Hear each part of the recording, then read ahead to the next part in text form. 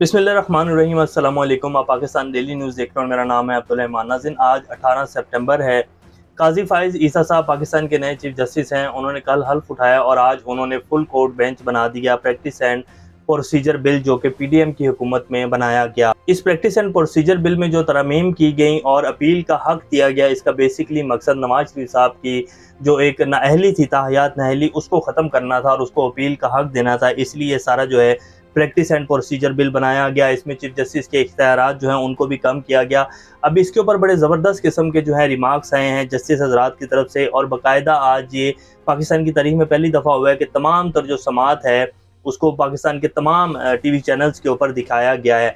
ये सिलसिला बहुत अच्छा है जो शुरू किया गया है। पाकिस्तानी अवाम को पता चलना चाहिए कि हमारे जो टैक्सेस के पैसे के ऊपर हमारे तमाम जो अदारे चलते हैं, हमारे जो जस्टिस हजरात हैं जो कि बड़ी बड़ी तनख्वाहें लेते हैं, बड़ी बड़ी सहूलियात लेते हैं, वो हमारी जो सबसे बड़ी अदालत है उसमें बैठ कर पाकिस्तानी अवाम के हक़ में किस तरह के फ़ैसले लेते हैं। वहाँ जो वकला पेश होते हैं, वहाँ जो हुकूमती वकला पेश होते हैं, उनका क्या दलाइल देते हैं, वो क्या आगे से उनको सुनना पड़ता है, ये पाकिस्तानी अवाम के सामने आना चाहिए। और ये बहुत अच्छी जो है आज मिसाल कायम की गई। अब तमाम तर जो केसेस हैं, ख़ास तौर पर जो पिछले 16 माह में आइन और कानून को पामाल किया गया, जो जबरी गुमशुदगियाँ, जो चादर चारदीवारी का तकद्दुस पामाल किया गया, अदालतें रिहाई का फैसले देती हैं और बाहर से जो है दोबारा गिरफ्तार कर लिया जाता है। परवेज़ इलाही साहब का केस आपके सामने है कि 12 दफ़ा उनकी रिहाई का हुक्म हो और 12 दफ़ा ही उनको दोबारा गिरफ्तार कर लिया गया और अभी भी वो गिरफ्तार हैं। तो ये भी केस जो है अवाम के सामने जो है इसी तरह तमाम टीवी चैनल्स के ऊपर चलना चाहिए और अदारों को बुलाकर सामने जो है पाकिस्तानी अवाम के सरजनिश होनी चाहिए कि जी जब अदालतें हुक्म कर रही हैं, बंदा ये भी गारंटी दे रहा है कि वो पाकिस्तान छोड़कर कहीं नहीं जाएगा, तो फिर आप किस केस में गिरफ्तार कर रहे हैं, आपको कौन हुक्म दे रहा है, तमाम अदारों को सामने लाकर खड़ा करना चाहिए। बहुत अच्छी मिसाल जो है कायम की गई है। अब जो आज समात हुई है और जो रिमार्क्स दिए गए हैं, चीफ जस्टिस साहब ने बड़े ज़बरदस्त किस्म के जो है रिमार्क्स दिए हैं। इसी तरह जस्टिस आयशा ए मलिक ने जो अपील का हक दिया गया, जो बेसिकली इस कानून को बनाने का मकसद था, इस एक्ट को बनाने का मकसद था, नवाज शरीफ साहब की ताहयात नाअहली को ख़त्म करना, उस अपील के हक के ऊपर जस्टिस आयशा ए मलिक ने बड़ा ज़बरदस्त सवाल उठाया है। वो भी आपके सामने रखेंगे और कुछ अहम अपडेट्स भी आपके सामने रखेंगे। इससे पहले अगर आप लोगों ने चैनल को सब्सक्राइब नहीं किया तो रेड बटन को प्रेस कर लें और बेल आइकॉन को भी प्रेस कर लें ताकि लेटेस्ट अपडेट्स आप लोगों को मिलती रहें। ये जो हमारा ताल्लुक है ऐसे ही जुड़ा रहे। सबसे पहले जी जो हुकूमत की तरफ से आज तहरीरी जवाब जमा करवाया गया प्रैक्टिस एंड प्रोसीजर एक्ट के हवाले से, उसमें उन्होंने कहा है कि जी court practice and procedure act के खिलाफ दरख्वास्त मुस्तरद करने की उन्होंने जो है इस्तदा की। उन्होंने कहा कि जी इसकी आप दरख्वास्तें सुने ही ना, ये बिल्कुल सही कानून जो है वो बनाया गया। पार्लियामेंट के कानून के खिलाफ दरख्वास्त नाकाबिल समात है। प्रैक्टिस एंड प्रोसीजर एक्ट के खिलाफ दरख्वास्तें खारिज की जाएँ, ये तो हुकूमत का मौक़िफ़ था। वफ़ाकी हुकूमत का कहना था कि पार्लियामेंट आइन के आर्टिकल 191 के नीचे कानून साजी कर सकती है। आइन का आर्टिकल 191 पार्लियामेंट का कानून बनाने से नहीं रोक सकता। प्रैक्टिस एंड प्रोसीजर एक्ट से अदलिया की आज़ादी मुतासिर नहीं होती।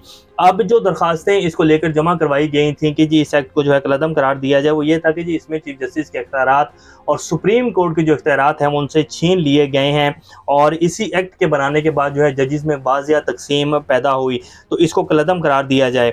ख्वाजा तारिक रहीम साहब जो हैं वो दरख्वास्त गुजार के वकील के तौर के ऊपर पेश हुए और उन्होंने जो है एक लंबे दलाइल दिए और चीफ जस्टिस साहब जो हैं वो काफ़ी दफ़ा उन्होंने टोका भी कि जी आप अपने जो आर्गूमेंट्स हैं वो दें। 15 जजेस बैठे हुए थे जो है, उनकी तरफ से बार बार सवाल भी आ रहे थे और ख्वाजा तारिक रहीम साहब जो हैं वो दलाइल दे रहे थे।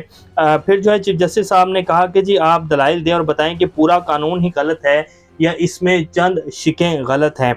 तो पूरा कानून तो गलत लग भी नहीं रहा, कुछ शिकें हैं जो इसमें गलत हैं और उसके ऊपर बड़े अहम सवालात जो हैं उठाए गए हैं। वो अब आपके सामने रख देते हैं कि किस तरह के सवालात जो हैं उठाए गए हैं। काजी फ़ाइज़ ईसा साहब ने जो ज़बरदस्त किस्म का एक जो है वो रिमार्क्स दिए। उन्होंने कहा कि मैं अगर चीफ जस्टिस हूँ तो मैं भी आइन के सामने अकाउंटेबल हूँ।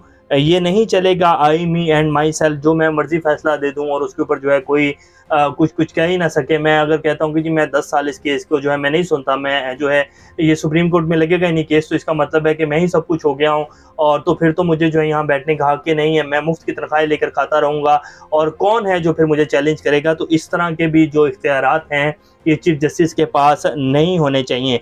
तो ये बड़े ज़बरदस्त उनकी बात है। मैं मिसाल देता हूँ, फिर उन्होंने मिसाल दी रेकोडी केस के हवाले से, जो कि इफ्तिखार चौधरी साहब के उसमें लिया गया था, और उसको उन्होंने कहा कि जैसे 184(3) के तहत सो मोटो नोटिस लिया गया रेकोडी केस में और उसको जो है उड़ा के रख दिया गया, ये सोचे समझे बगैर कि इससे जो है मुल्क को फिर $6.5 अरब का जो है पाकिस्तान को डज लगी। सुप्रीम कोर्ट को तो कुछ नहीं हुआ, लेकिन पाकिस्तानी कौम को और पाकिस्तान को जो है $6.5 अरब का टीका लगा। तो वो पाकिस्तानी अवाम की जेबों से निकाला जाना था ना, वो मामला फिर बाद में इमरान खान साहब ने जो है सॉल्व किया, लेकिन वो डज तो लग गई थी। अगर इमरान खान उसको सॉल्व ना करते और उसी कंपनी को दोबारा वो जो है प्रोजेक्ट ना मिलता, तो वो पाकिस्तान को जो है फिर पैसे पे करने पड़ने थे। तो उन्होंने कहा कि ये जो इस तरह के सो मोटो नोटिस हैं, जिनका मैं अगर सो मोटो लेता हूँ और कोई फैसला दे देता हूँ, तो ये इस तरह के इख्तियारात जो हैं ये भी नहीं होने चाहिए। तो ये उनका बड़ा ज़बरदस्त एक रिमार्क्स थे। फिर जो असल केस था, ये जो जिसके लिए ये बनाया गया सारा एक्ट, इसमें जैसे हमने पहले भी आपके सामने रखा कि नवाज शरीफ साहब को अपील का हक देना था उनकी ताहियात नाअहली को ख़त्म करने के लिए। तो फिर उसके ऊपर जस्टिस आयशा ए मलिक साहब ने जो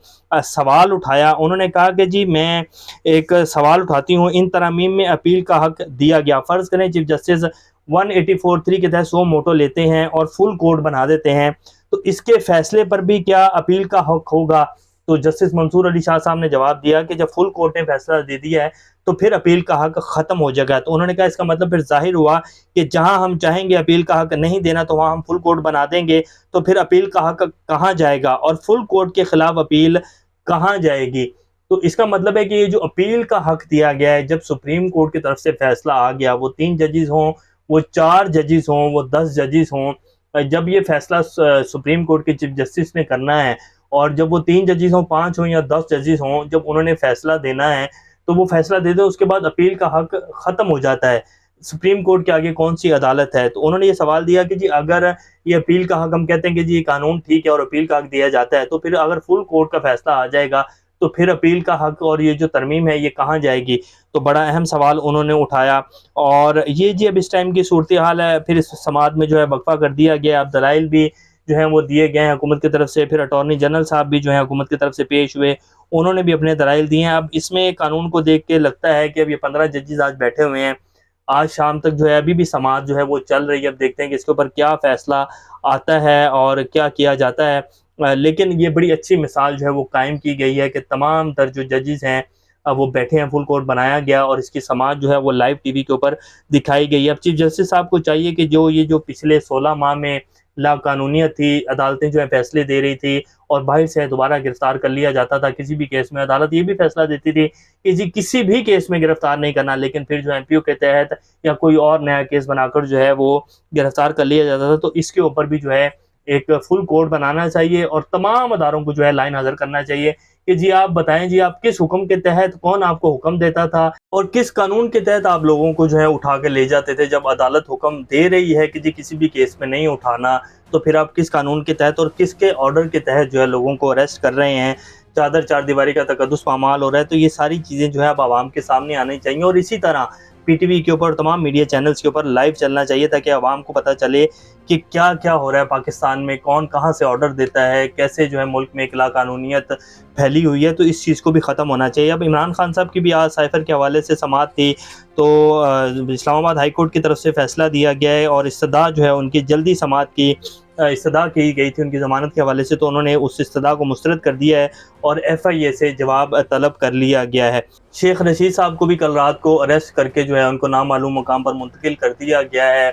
और परवेज़ इलाही साहब के साथ जो किया जा रहा है वो भी आप सब लोगों के सामने है कि परवेज़ इलाही साहब अगर प्रेस कॉन्फ्रेंस कर देंगे, तो जिस तरह बाकी सब लोगों को माफ़ी मिल गई है प्रेस कॉन्फ्रेंस करने के ऊपर, उनके लिए भी आसानियाँ पैदा हो जाएंगी। और अगर परवेज़ इलाही प्रेस कॉन्फ्रेंस नहीं करेंगे तो उनके साथ इसी तरह का जो है वो बर्ताव किया जाएगा जो इस टाइम हो रहा है। तो इसके ऊपर भी चीफ जस्टिस साहब को नोटिस लेना चाहिए।